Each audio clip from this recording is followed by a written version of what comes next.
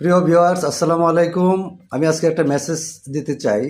Message হলো, সন্তান জন্মগ্রহণ করার পরই পিতামাতা, বিশেষ করে পিতার দায়িত্ব হলো সংবাদ, ছেলে হোক মেয়ে হোক, জন্মের সুসংবাদ শোনা মাত্র হাতের কাছে যার যার সামর্থ্য অনুযায়ী কিছু দান করা, গরিবদের কিছু দেওয়া এবং যারা পাশে থাকবে তাদের কাছে দোয়া চাওয়া। এটা একটা প্রধান দায়িত্ব এবং প্রথম দায়িত্ব।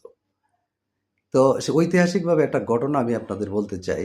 সেটা হলো, সম্রাট হুমায়ুন যখন পানিপথের দ্বিতীয় যুদ্ধে ইব্রাহিম লোদির কাছে পরাজিত হয়ে আপনার সমরকুট নামক একটা স্থানে যে উনি পলায়ন করেন এবং সেখানে অবস্থান করেন। অবস্থানকালীন সময়ে সেখানে আকবর জন্মগ্রহণ করেন। তো আকবরের জন্ম সংবাদ নিয়ে যে দাসীটি প্রথম হুমায়ুনকে জানালেন, হুমায়ুন তাকে তার গলা থেকে একটি হার উপহার দেন এবং সাথে সাথে তার কাছে থাকা কস্তুরী, তখন তো আপনার সংবাদ সে পলাতক, তার কাছে টাকা পয়সা নাই।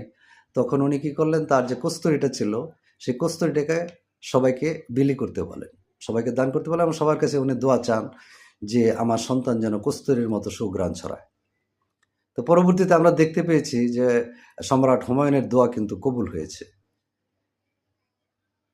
তো উনি মানুষের কাছে দোয়া চেয়েছেন সম্রাট যেন কস্তুরীর মতো সুঘ্রাণ ছড়ায়। এবং আকবর, আপনারা জেনে থাকবেন, ইতিহাসে মুঘলদের মধ্যে সর্বশ্রেষ্ঠ সম্রাট ছিলেন এবং তার আমলে কিন্তু সুশাসন এবং সাম্রাজ্য বিস্তৃতি লাভ করে, ব্যাপক বিস্তৃতি লাভ করে এবং মুঘল সম্রাটদের মধ্যে সে একটা প্রসিদ্ধ সম্রাট হিসেবে পরিচিত হন।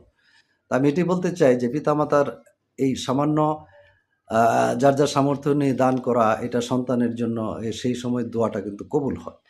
তো আমি এই মেসেজটি দিতে চাই যে যারা সন্তান শোনার সুসংবাদ শুনবেন, সাথে সাথে যার যার সাধ্যমতো পার্শ্ববর্তী লোকের কাছে দোয়া চাবেন এবং আপনার সাধ্যমতো দান করবেন। আল্লাহ সেই সময়ের দান অবশ্যই কবুল করবেন এবং সেই সময়ের দোয়াও আল্লাহ কবুল করবেন। এটা আপনার সন্তানের জন্য মঙ্গল হবে, আপনার পিতা হিসেবে এটা দায়িত্ব। এই মেসেজটা দিলাম। মেসেজটা কেমন লাগলো অবশ্যই জানাবেন।